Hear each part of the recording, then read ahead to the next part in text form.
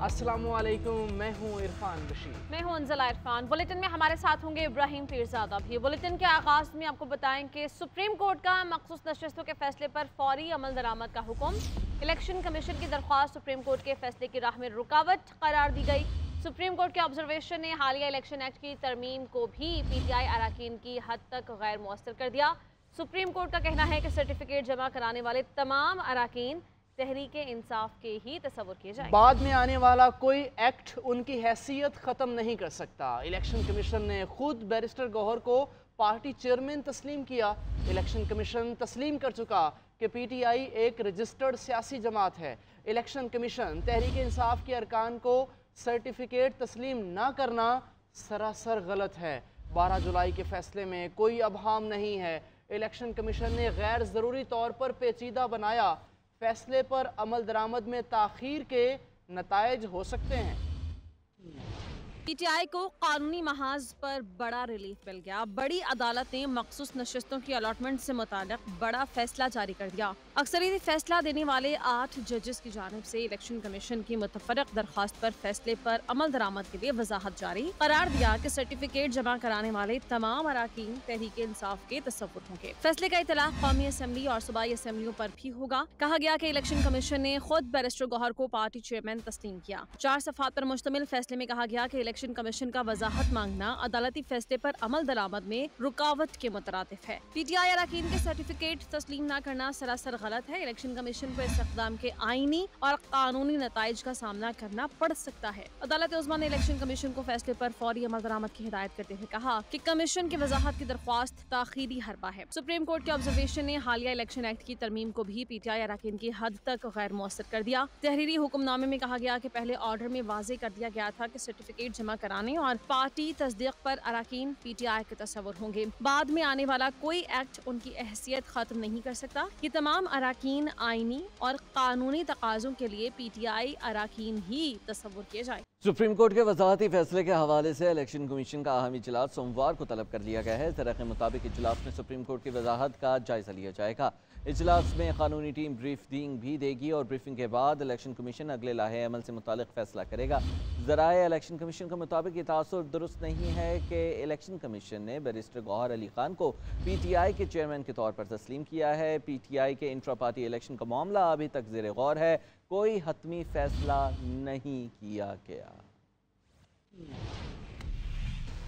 एक और अहम खबर, साबिक सेक्रेटरी इलेक्शन कमीशन कुंवर दिलशाद कहते हैं कि सुप्रीम कोर्ट के अक्सरियती बेंच ने 12 जुलाई को जो फैसला दिया, इलेक्शन कमीशन को अब उस पर अमल दरामद करना लाजमी हो गया है। इलेक्शन कमीशन को फौरी तौर पर नोटिफिकेशन करना पड़ेगा। माहिर कानून बाबर अवान ने कहा कि इस फैसले के बाद हुकूमत जो आईनी तरमीम के लिए जोड़ तोड़ कर रही थी वो मुमकिन नहीं रही। ने अब ये 12 जुलाई को जो सुप्रीम कोर्ट ऑफ पाकिस्तान के अक्सरियती बेंच का फैसला था, उस पर अब अमल दरामद करना लाजमी हो गया है आईनी और कानूनी लिहाज से। इलेक्शन एक्ट 208 और 209 के तहत ये जो पार्टी जो है ये रजिस्टर्ड नहीं है, इनका कोई चेयरमैन नहीं है, कोई स्ट्रक्चर नहीं है। तो आप इसके बारे में हमें राय दें। बादी नजर में नजर साने की दरख्वास्त जो दी थी इलेक्शन कमीशन पाकिस्तान ने, वो मुस्तरद कर दी। अब एक ही रास्ता है कि इलेक्शन कमीशन पाकिस्तान को फौरी तौर पर इनका नोटिफिकेशन करना पड़ेगा और सुन्नी इत्तेहाद कौंसिल को सीटें मिल जाएंगी। के नतीजे में अब कोई भी आईनी तरमीम जिसके लिए जोड़ तोड़ किया जा रहा था, खरीदो फरोख्त, लोगों के ज़मीर तोड़ना, उनके बच्चे उठाना, उनकी बीवियां उठाना, मेंबर्स उठाना, तशद्दुद करना, पर्चे करना, दैट फेज इज ओवर, वो ख़त्म हो गया। गिनती है उसमें से एक क्लियर डिवाइड आ गई है अब, और किसी शख्स को मजबूर नहीं किया जा सकता इस जजमेंट के बाद। ये मुल्क पहले ही एक्सटेंशन वाले चला रहे हैं, एक आधा ऑफिस जो रह गया वो कॉन्स्टिट्यूशनल, उस पर भी एक्सटेंशन वाला बैठ जाए। जो इब्हाम है वो ख़त्म हो गया पाकिस्तान तहरीक इंसाफ के लिए, और वो लोग जो जमहूरियत और कॉन्स्टिट्यूशन के रूल के ऊपर और सुप्रीमेसी के ऊपर यकीन करते हैं, उनके लिए एक बहुत अच्छा फैसला है। वफाकी वज़ीर क़ानून आज़म नज़ीर तारड़ मौलाना फजल रहमान से मुलाकात के लिए उनकी रिहाइश गाह पहुँच गए हैं। मुलाकात में मुजवज़ा आईनी तरमीम पर मौलाना को ब्रीफ किया जा रहा है। आज़म नज़ीर तारड़ ने मौलाना को आईनी तरमीम में हुकूमत का साथ देने की दरख्वास्त की है। इसी पर बात करेंगे। इस्लामाबाद से आतिफ भट्ट हमारे साथ मौजूद हैं। आतिफ, क्या मौलाना मान गए? जी, आजम नज़ीर तारड़ जो है वो मौलाना फजलुर रहमान की रिहाइशगाह पर पहुंचे हैं और इस वक्त भी मुलाकात जो है वो जारी है मौलाना फजलुर रहमान से। मोहसिन नकवी भी इस मुलाकात में मौजूद हैं और मुलाकात में जो मुजवदा आईनी तरमीम हुकूमत की जानिब से लाई जा रही है उसके मसवदे पर तफसीली ब्रीफिंग दी गई है। और आजम नज़ीर तारड़ जो है वो हुकूमती पैगाम लेकर पहुंचे थे और उन्होंने दरख्वास्त की है कि JUI फेज जो है वो आईनी तरमीम में हुकूमत का साथ दे। इसी दौरान PTI का वफ्द भी मौलाना की रिहाइशगाह पर पहुंचा, लेकिन हुकूमती वफ्द की मौजूदगी में हुकूमती वफ्द जो वो वापस रवाना हो गया। जराये के मुताबिक जो हुकूमत है ने किसी जज को एक्सटेंशन ना देने का मौलाना फजलुर रहमान का जो मुतालबा है वो मान लिया है। चेयरमैन चीफ जस्टिस की रिटायरमेंट की उम्र ना बढ़ाने से भी का भी फैसला किया गया है। और जराये की जानिब से ये भी बताया गया है कि हुकूमत आईनी अदालत जो है वो कायम करने के लिए तरमीम लाई जा रही है। इस वक्त भी अहम मुलाकात जो है वो जारी है और कुछ ही देर में हुकूमती वफ्द की मुलाकात खत्म हो जाएगी। जी बहुत शुक्रिया आतिफ, आप बता रहे थे। एक और अहम खबर, कौमी असम्बली में अहम कानून साजी कल होने का इम्कान है।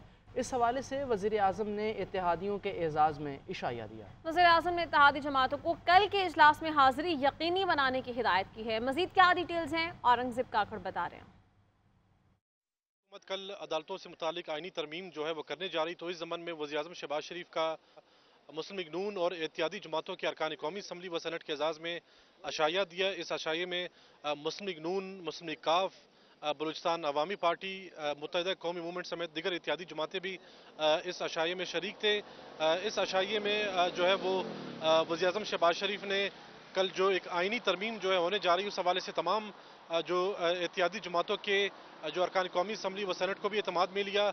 इस हवाले से जो तमाम जो इत्तेहादी जमातें जिनमें जो बलूचिस्तान अवामी पार्टी, MQM, मुस्लिम काफ ने जो है वज़ीर आज़म शहबाज शरीफ को आईनी तरमीम में हर मुमकिन ताउन की यकीन दहानी कराई।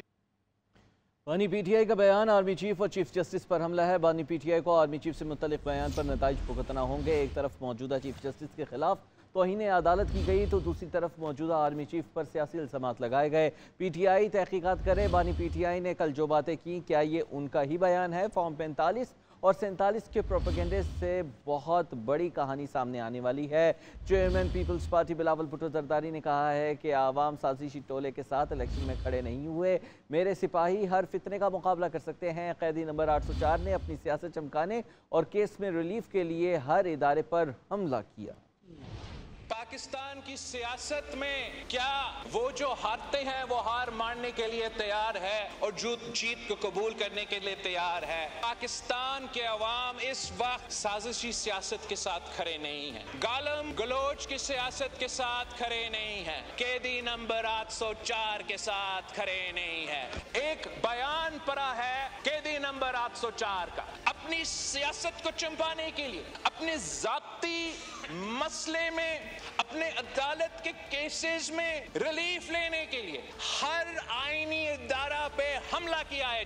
अगर खान साहब ने ये स्टेटमेंट नहीं दिया तो अब फौरी कायदे हिज़्ब इख्तिलाफ या उनके पार्टी का चेयरमैन एक्सप्लेनेशन दे कि ये ट्विटर अकाउंट अली अमीन साहब चला रहा था, मरवत साहब चला रहा था। इनसे पूछे, खान साहब का इससे कोई वास्ता नहीं है। मौजूदा चीफ जस्टिस के खिलाफ कंटेम्प्ट ऑफ कोर्ट किया गया है। आर्मी चीफ ऑफ स्टाफ पे सियासी इल्जामात लगाए गए। ये जो इनका फॉर्म 45, फॉर्म 47 का प्रोपेगेंडा है जनाब स्पीकर, इस पे भी एक बहुत बड़ा कहानी सामने आने वाला है। कुछ वो साजिश जिसने पहले अदम एतमाद को रोकना था, फिर चीफ का अपॉइंटमेंट को रोकना था, उस साजिश ने इस इलेक्शंस को भी डिस्टर्ब करने थे जनाब स्पीकर। और जब वो सबूत सामने आएगा ये अपने मुंह अवाम में दिखा सकेंगे, ना कोई और अपने मुंह अवाम में दिखा सकेंगे। आइन और कानून के मुताबिक जवाब देना पड़ेगा।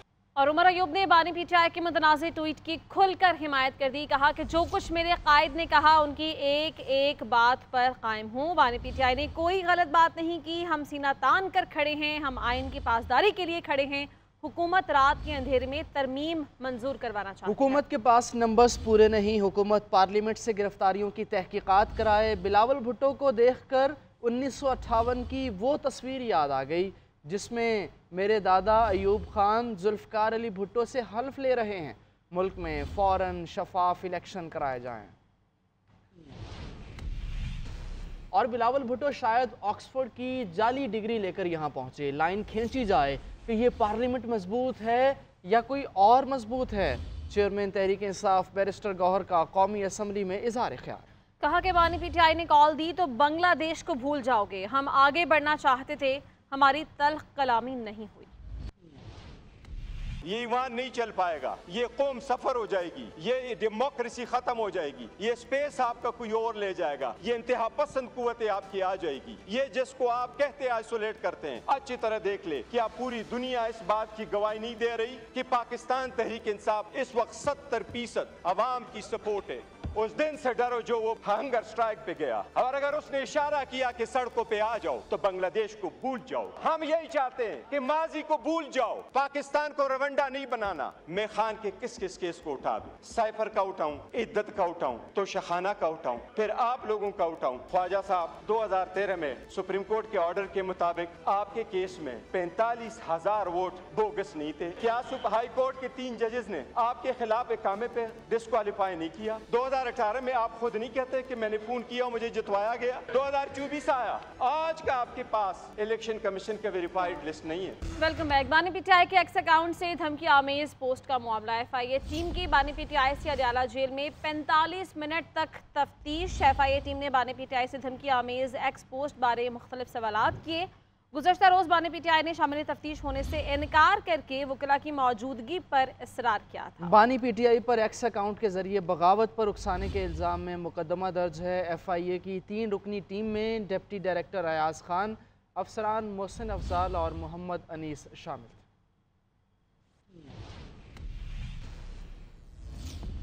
अदलिया से मुतल्लिक आइनी तरमीम कल पेश किए जाने का इम्कान है। हुकूमत नंबर्स कैसे पूरे करेगी, मुअम्मा ताहाल हल ना हुआ। ज़राए के मुताबिक 2 अरकान असम्बली मुल्क में मौजूद नहीं। हमजा शहबाज आज फ्रांस से वतन वापस पहुँचेंगे। मौलाना अब्दुल गफूर हैदरी भी चीन से आज वापस आएंगे। तमाम अरकान की हाजिरी पर ही तरमीमी बिल पेश किया जाएगा। आइनी तरमीम कायमा कमेटी को भिजवाए बगैर मंजूर करवाने पर भी गौर। कौमी असम्बली और सेनेट के इजलास कल दोबारा बुलाए जाएंगे। नायब वज़ीर आज़म इसहाक़ डार ने सेनेट में इज़हार ख्याल करते हुए कहा कि नंबर्स पूरे होंगे तो हम आइनी तरमीम का बिल ले आएंगे और अगर ना हुए तो फिर जो सादा कानून साजी है वही करेंगे। क्या मैं इनसे पूछूं कि जब नो कॉन्फ्रेंस मूव हो रही थी नेशनल असेंबली में, आधे घंटे में क्या 22 बिल पास नहीं हुए? This is the record fastest legislation Pakistan history. 18वीं तरमीम में उस वक्त नहीं हो सकी एक चीज, तो उसको अब हम कर रहे हैं। मुझे ये बता दें, एक भी इस हुकूमत ने, पीडीएम या पीएमएल हुकूमत ने विद लाइस नैब के जरिए से किसी भी अपोजिशन के मेंबर को मुकदमा किया तो मुझे दें। I will make sure that we get it sorted out. 126 दिन का धरना मैंने उठवाया था इनसे नेगोशिएट करके अपने साथियों के साथ। इन्होंने जिस जज का नाम कहा उसी को लगाया, उसमें लिखा हुआ है, उस अगेन एग्रीमेंट कॉपी चाहे तो दे दूंगा जी। अगर हम साबित हुआ कि हमारे 35 पंक्चर झूठी है या वो साबित नहीं हुई तो हम कौन से माजरत करेंगे? आज तक माजरत नहीं हुई। और उसकी जो जजमेंट जब आई उन्होंने कहा जी ये तो ऐसे नॉर्मल इरेगुलरिटीज होती है, हर इलेक्शन में होती है, कोई 35 पंक्चर नहीं है। आराम से कह दिया खान साहब ने। तो मेरे एक सियासी बयान था। 126 दिन इकोनॉमी का बेड़ा गर्क, मुल्क को कैपिटल को स्टैंड स्टिल कर दिया, सारे मंसूबे 15 महीने आगे चले गए। This is the resilience and the capacity of this country. 24th global economy पे हम 20 सतह तक पहुंच चुके थे। छोड़े माजी को, दफन करें, let's go move forward. Believe me this country has potential.